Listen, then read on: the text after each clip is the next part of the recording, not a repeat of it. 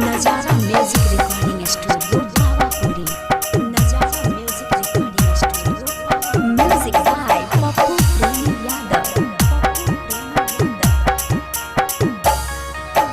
तोरे चक्कर में सुनई सुनई गे काजली होई गेलियो हमें बराबर। तोरे चक्कर में सुनई सुनई गे पूजावा होई गेलियो हमें बराबर। अगर प्यार कैनी हमारा से शादी कैनी ओकारा से छोड़ी चली गईनी ससुराल। अगर प्यार कैनी हमारा से शादी कैनी ओकारा से छोड़ी चली गईनी ससुराल। तोरे चक्कर में सुनई सुनई गे पूजावा होई गेलियो हमें बराबर। अगर प्यार कैनी हमारा से शादी कैनी ओकारा से छोड़ी चली गईनी ससुराल। अगर प्यार कैनी हमारा से शादी कैनी ओकारा से छोड़ी चली गईनी ससुराल। नीलाते भतार पूजवा भूल गेली गे हे गे। नीलाते भतार पूजवा भूल गेली गे। अपन सहिए के कोरावा में झूल गेली गे। अपन पियावे के बोरावा में झूल गेली गे। करी करी फोनमा बोलाबो हानि पूजावा रोज गिरिया के बाजार। करी करी फोनमा बोलाबो हानि आरती रोज गिरिया के बाजार।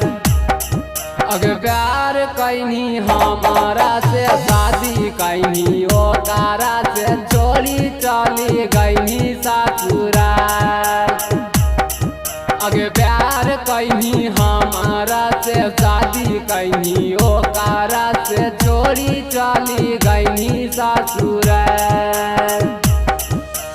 करी करी फोनमा बोलाबो हानि आरती रोज गिरिया के बाजार। अगर प्यार कैनी हमारा से शादी कैनी ओकारा से छोड़ी चली गईनी ससुराल। अगर प्यार कैनी हमारा से शादी कैनी ओकारा से छोड़ी चली गईनी ससुराल। बिलुआ परतौगे मिसवा बिलुआ परतौगे। बिलुआ परतौगे मीबा बिलुआ परतौगे। तोहरा यारा बकसारा तोरा सैया मरतौगे। तोहरा यारा बकसारा तोरे भतरा मरतौगे।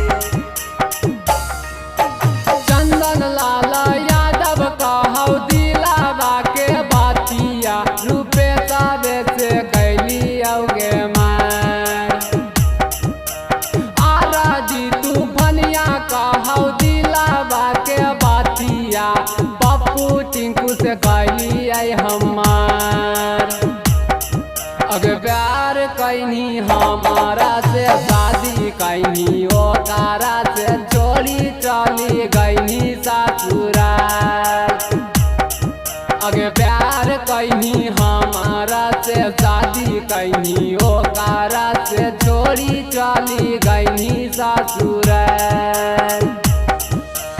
आरा जी तू भनिया कहौ दिलावा के बातिया पप्पू टिंकू से कैली आई हमार।